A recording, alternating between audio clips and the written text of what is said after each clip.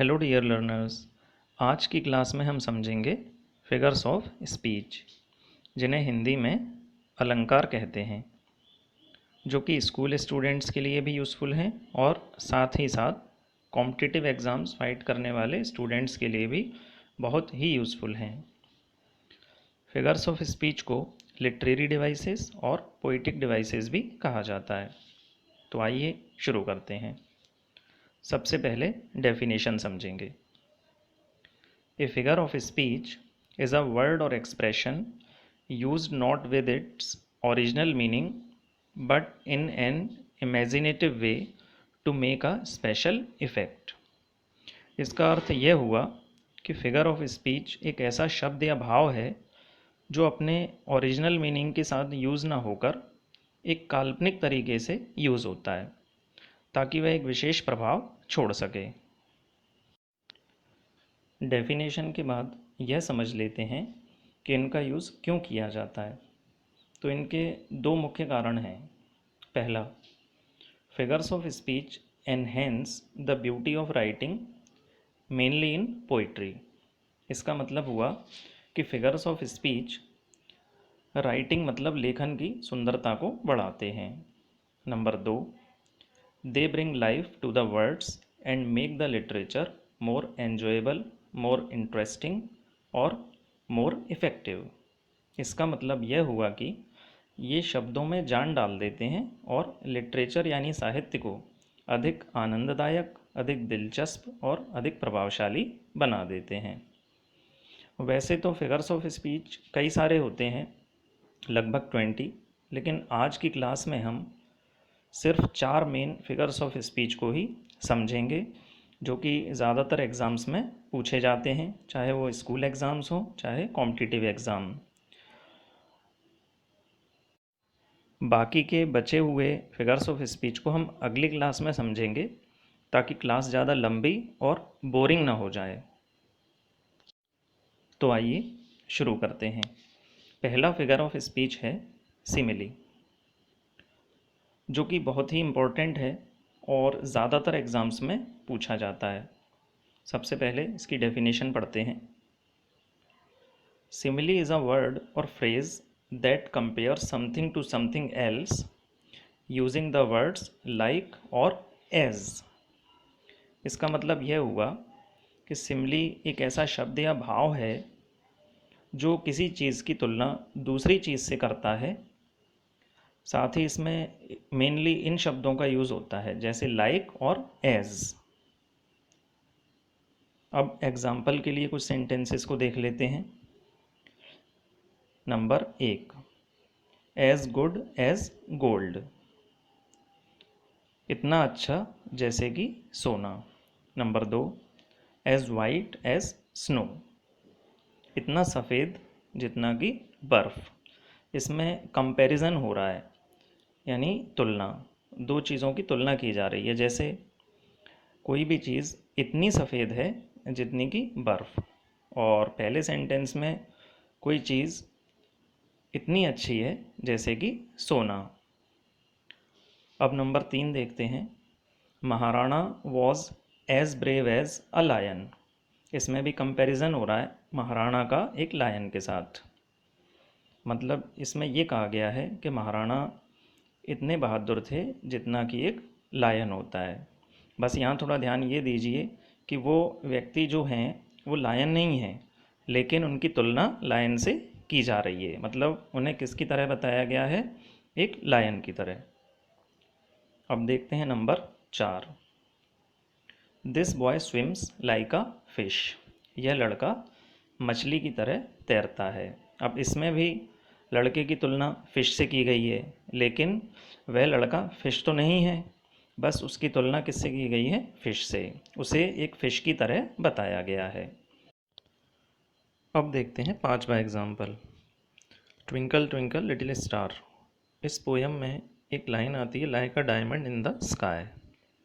इसमें स्टार्स की तुलना डायमंड से की गई है, मतलब आकाश में स्टार्स ऐसे चमक रहे हैं जैसे कि डायमंड। अब देखते हैं 6वां example, the soul was like a star, यानी यहाँ सोल की तुलना स्टार से की गई है, यानी सोल को स्टार की तरह बताया गया है। अब इन एग्जाम्पल्स की हेल्प से आप अपनी टेक्स्ट बुक्स में कई सारे एग्जाम्पल सिमिली के और भी देख सकते हैं। दूसरा फिगर ऑफ स्पीच है metaphor.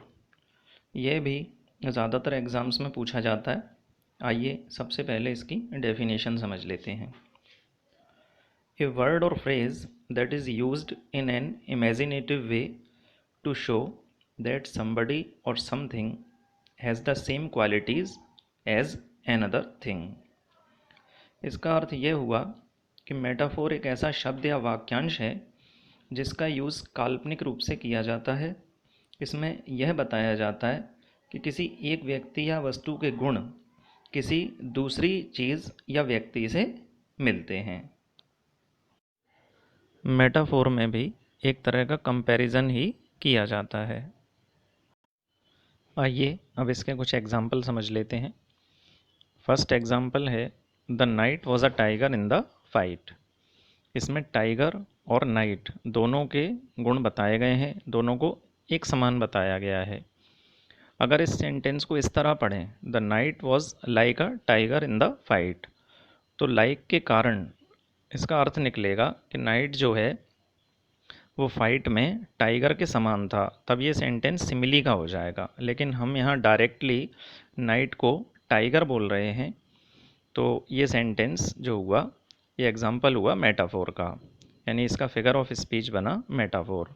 The night was a tiger in the fight, इसमें हम नाइट को डायरेक्टली टाइगर बोल रहे हैं। आइए अब दूसरा सेंटेंस देखते हैं। Mussoorie is the queen of the hills. Mussoorie का comparison queen of the hills से किया गया है, यानी डायरेक्टली मसूरी को क्वीन ऑफ द हिल्स बोला गया है, इसलिए ये एग्जाम्पल भी मेटाफोर का हुआ। अब देख, अगला एग्जाम्पल है the whole world is a stage. यहाँ होल वर्ल्ड का कंपैरिजन स्टेज से किया गया है।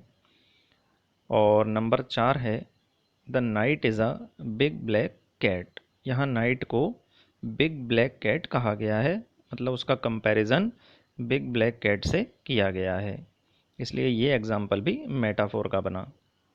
अब देखते हैं number 5, life is a dream.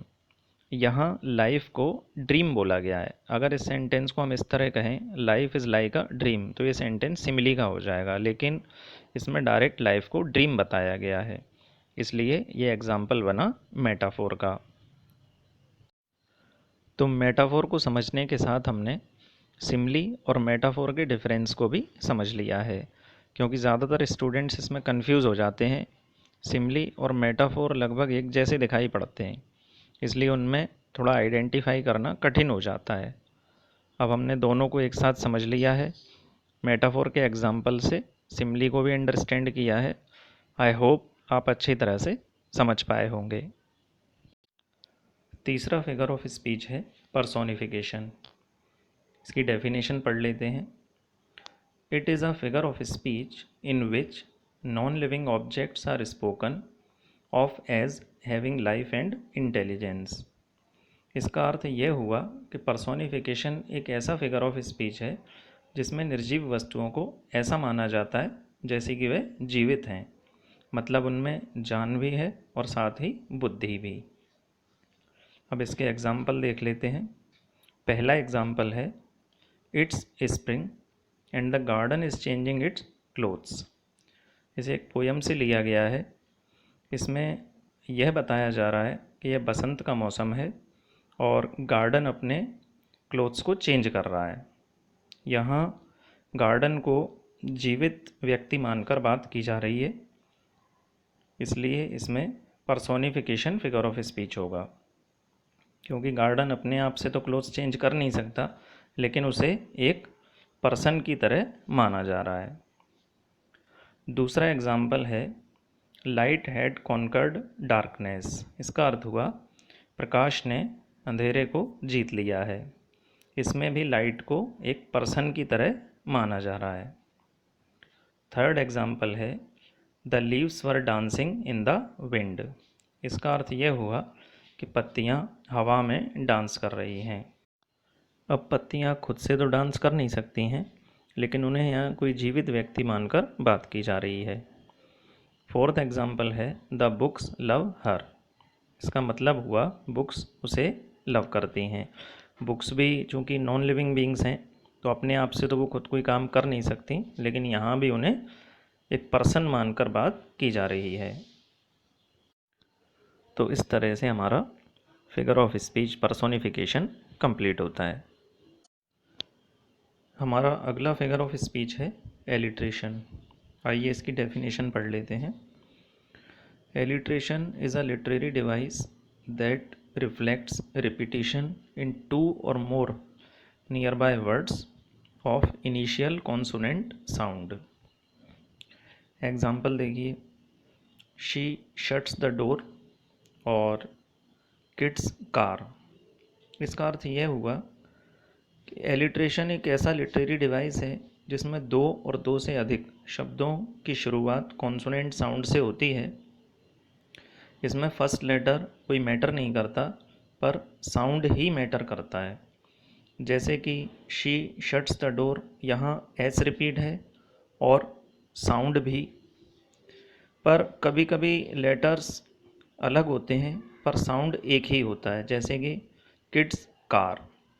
कहने का अर्थ यह हुआ कि यहाँ मेनली साउंड मैटर करता है, ना कि लेटर। जैसे कि किड्स कार में दोनों वर्ड का से स्टार्ट हो रहे हैं, लेकिन लेटर्स के और सी हैं। आइए अब एलिट्रेशन के कुछ और एग्जाम्पल्स को समझ लेते हैं। फर्स्ट एग्जाम्पल है ही बिल्ट अ बिग बोट।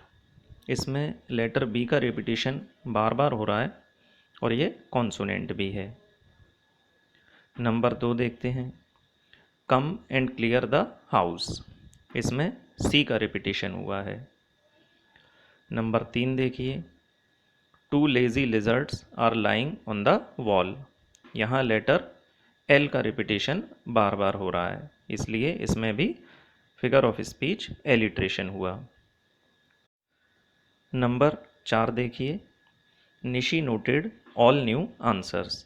इसमें एन कॉन्सोनेंट का रिपीटेशन बार बार हो रहा है। नंबर 5 देख लेते हैं, she sells sea shells by the सी शोर। इसमें भी एस लेटर का रिपीटिशन बार बार हो रहा है। ये सबसे फेमस एग्जाम्पल है एलिट्रेशन फिगर ऑफ स्पीच का। मोस्टली जितने भी टंग ट्विस्टर्स होते हैं वो ज़्यादातर एलिट्रेशन के एग्जाम्पल्स हैं। आई होप आप बहुत अच्छी तरह से समझे होंगे। अगर अब भी आपको कोई चीज़ समझ नहीं आए तो आप कमेंट करके भी पूछ सकते हैं। चैनल को सब्सक्राइब कर लीजिए ताकि अगले वीडियो की इन्फॉर्मेशन आप तक पहुंच सके। और हाँ, वीडियो को शेयर करना बिल्कुल ना भूलें। थैंक